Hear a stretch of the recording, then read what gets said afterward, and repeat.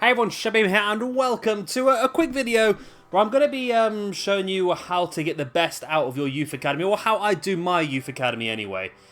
It should be a pretty interesting video. I know it's pretty standard for a lot of you, to be honest, but it's something that I always find pretty useful on these sort of games. I always like to utilise the youth academy because you can get some absolutely stunning players through this game and you can really develop your career mode, and it's the one thing that I think makes every career mode slightly different as well. If you get some good career mode youth academy players, whereas if you start League 2 and do 3 or 4 careers, you end up using the same players over and over again. So I think this is a fun little way of doing it, I think. So first of all, I'm going to show you just the basics, and then we'll just sort of whiz through a season and see what we get. So you got your youth scouts. So of course you come across, you've got your youth staff here, then you can go across with your stick to get to your academy. We've got no one in the academy yet, so we need to find them. So we're going to look at our scouts, and it does actually tell you this year now.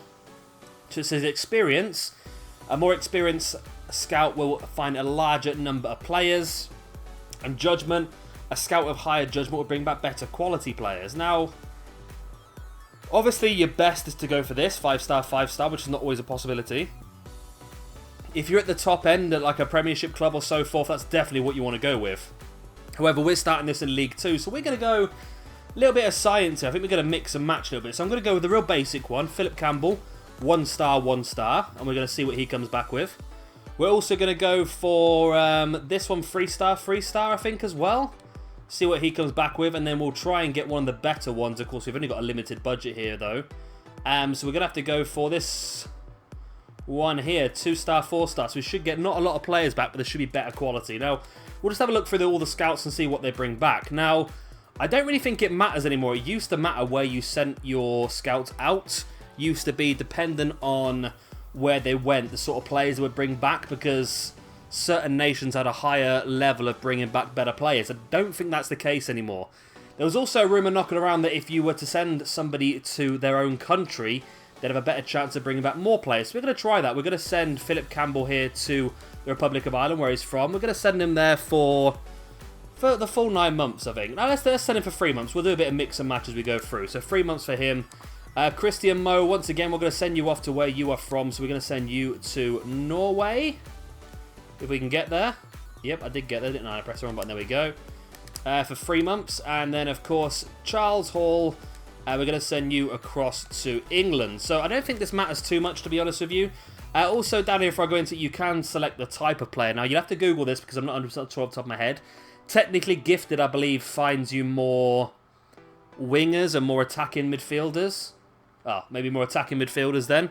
Then you've got wingers, of course, will bring you back players that are wingers, more fast, better crossers, generally quite small. Physically strong will increase your chance of bringing back defenders and CDMs and people like that. Playmaker, again, will increase your chances of like an attacking midfielder.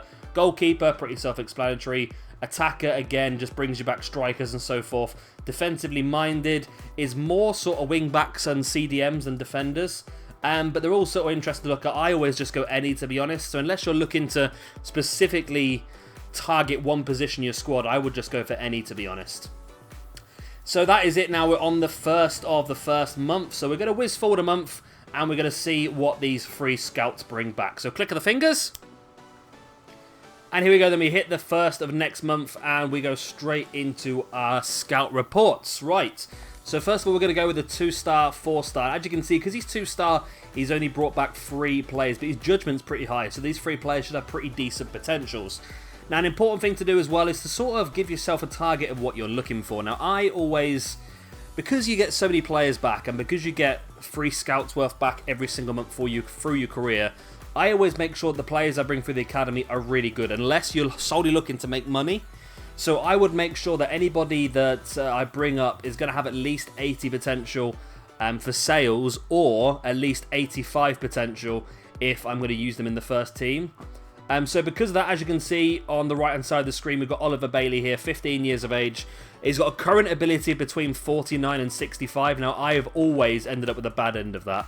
And he's got a potential between 56 and 76. So for me, that would be a no straight away. I just do not think he's anywhere near good enough. But looking also, you've got positions there. He can play... well, the scouting has said that he may be able to play left back, left midfield, left wing, centre mid or right mid. Now the longer you scout these players, the more detailed it will become, so the overall will be a bit more accurate, the potential will be more accurate, and the position thing will be more accurate as well. But Oliver Bailey, for me, with that potential, would not be good enough, so we're just going to reject him straight away. This guy is incredible. I don't think I've ever seen someone this good. 83 to 94 potential. He is someone I would take in a heartbeat. And he's got a current of between 54 and 72, so he's actually fantastic. And possibly someone that could come straight into the first team. So we'll sign him up straight away. Oliver Green, again, potential of 56 to 78. I would just get rid of him straight away. So next up then we go with the Norwegian scout, which is the mid-range one, wasn't he? He was the 3-star. So again, for me, I would not go with this guy. 61 to 83 is nowhere near worth what I'm looking for. Again, 57 to 77 potential, not good enough. 65 to 89 is not good enough for me. You're definitely not good enough. 51 to 69 is terrible. I think I just signed him, didn't I? This guy, though, 78 to 94 is definitely someone that I would take. Now, what we're going to do is we're going to sign him up, but this guy here, I would normally get rid of him, but what we're going to do is we're going to leave him in here to scout him for another month and see if we can get a more detailed look of what he actually is going to be. So you come out of it and it says there, players will be scouted for a further month. Now, the risk in this is that he may end up going to another club in the process, but the removal of the risk is that you may not have to sign a player that's not actually going to be good enough. And as you can see, the one star has brought back one player and he's absolutely awful. So you really see what you get for your money. So dump him. Let's have a look then at our youth academy now that we've got some players in there. And we'll see how good they actually are. So this guy, that was... Where is he? Is that in there? No, it's him there, wasn't it? So he, again, look at that current ability. He was 55 to 72. He's ended up being 59. So I never get good luck with that. But he's a right mid with an 83 to 94 potential. He's fantastic. You see the padlock? It means you cannot sign him yet because he's only 15 years of age. You have to wait until he hits 16 before you can sign him. I didn't mean to sign you in the first place, so we're just going to release you straight away. And yourself as well. We're not going to touch you. Now, one thing you can do if you want to improve your youth academy players, if you know they're going to be good, is you can actually do them in the training. So if you come across to your training and then you go to the position you're looking for, so we know we've got Cook who's a right mid, you can actually train them from here and make their current ability better now, which will hopefully mean it's a lot quicker for them to get into your first team because it's 59 and our first team is around about the 60 mark, or 65 mark should I say, sorry. So if we can get him trained up 5 or 6 stat points, he is going to be a very useful player for us. So we'll just do that and... we'll also train the other guys. Well, I mean, you can do... I think you can do quite a few training. But some of them are pointless, really. We've done passing and shooting. You can do set pieces. Direct free kicks as well, I suppose. You can do defensive work as well if you really want to speed him up as quickly as possible. You can do all 5 training on him. But is there much point in improving his tackling ability? Probably not, to be honest. But we're going to do it. And we just simulate them all. You get some decent results, and then you keep doing that, and eventually he will start to progress. So let's go forward another month and see if we get any more good players. Here we go, another month down, and we have some more scout reports. We also have a youth scout update. So this every month gives us more of an idea how good our young players actually are. Now this is an interesting one. This guy's potential's actually dropped. It was 83 to 94. It's now shown as 81 to 94, but leave him in there. You never know. It might change.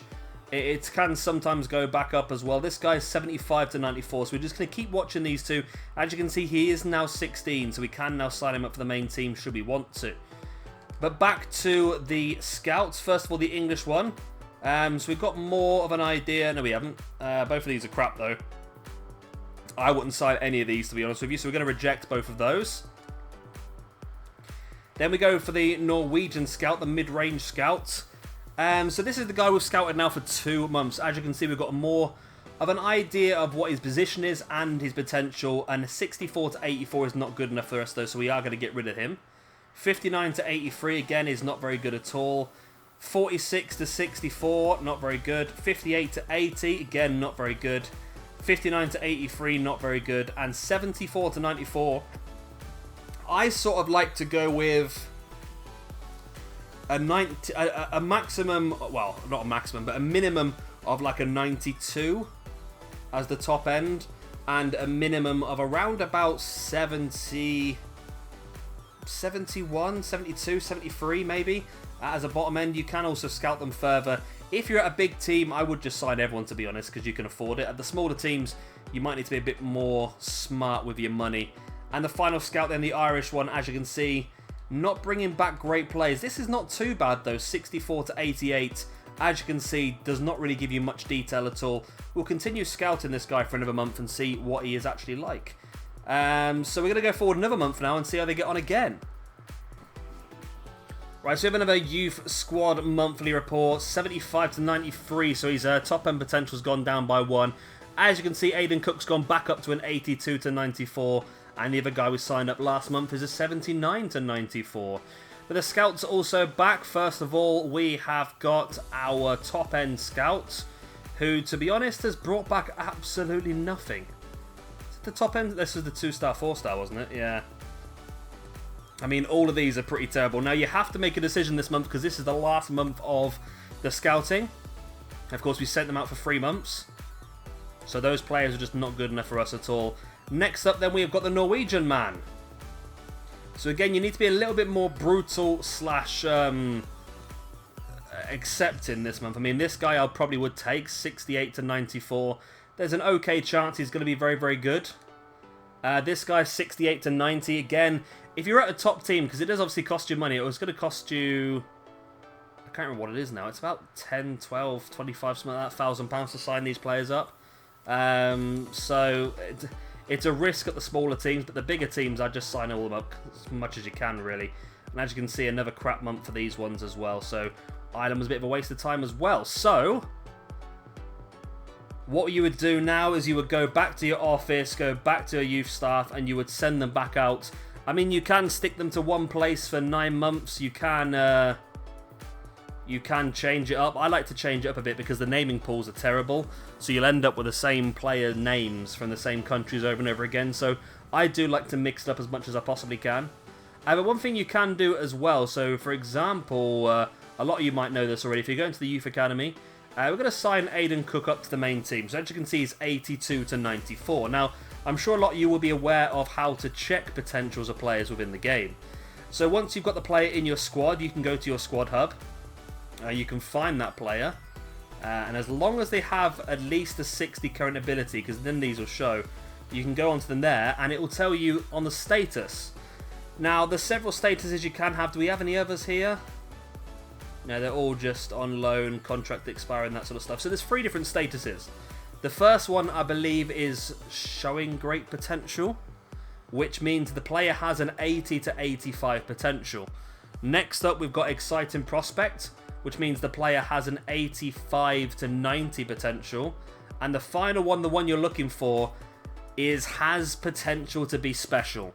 That means the player has a potential of 90 plus, which means Aiden Cook here has got a 90 plus potential. So he'll be someone that we would try and utilize as much as possible in this career mode and beef up as quickly as possible, because he could be one of the main men for our team moving forward.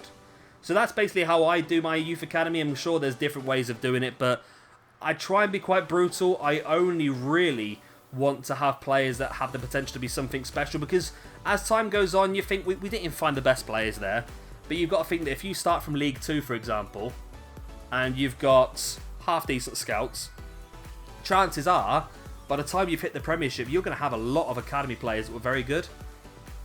And especially if you start off as a big team and you've got the money to go 5-star, 5-star in your scouts, your youth academy is going to get pretty stacked pretty quickly. So it's important, I think, to have quite a high standard when it comes to these youth players. Like I said, I always want the has potential to be something special. I will accept exciting players, but they're generally players that I'm building up solely for the purpose of selling in the future, unless, for example, they're a position that's more difficult to get. I often find that centre-backs is a position that I always struggle with getting a good player. Whether I'm just unlucky in that position, I'm not sure. But I'm always a bit more kind on centre-backs because of how much trouble I have finding them. So I would be a bit more liberal with the idea, rather than just having a set-on sort of limit of what you want. I always make sure that all my wingers, for example, have the potential to be something special, because wingers are what I seem to get all the time. It's just a way of just basically making sure you have the best team possible. And by using the academy this way, as you can see, we did spend quite a bit of money on that scout, but I think that was about $1 million that guy was. It was $1 million, which is a lot for a small team in League 2, but considering that he's just got us a player that's got a 90+ potential, he's paid for himself already. I mean, how much is it going to cost you to buy a player of 90+ potential in this game? It's tens of millions. You're never going to buy him in League 2, so this is a real surefire way to sort of cheat the system. And the Youth Academy, in my opinion, is very overpowered on this game. It shouldn't be as strong as it is. If you saw my career last year, I did a Bray Wanderers Youth Squad Legends. We used one scout the whole way through that, from League 2 up to the Premiership, and I had a full squad of players that were nearly 90 rated, and we won the World Cup as Ireland as well. So it is definitely possible. If you've got 3 scouts on going at the same time, you'll be amazed the sort of cool players you can pick up. So it's definitely worth a go with the Youth Academy. I know some people don't like doing it, they like to stick to the real players, but for me it just adds a real sort of difference to your career mode, and a bit more freshness as well, because it means that every time you play a career mode, you're guaranteed a different set of players with different strengths, different weaknesses, different names, different everything. And if you're looking for certain countries and that sort of stuff as well, it's really fun to do. One other tip that I found out last year is you can only scout one country. You can only scout a country once at a time. That's what I'm trying to say.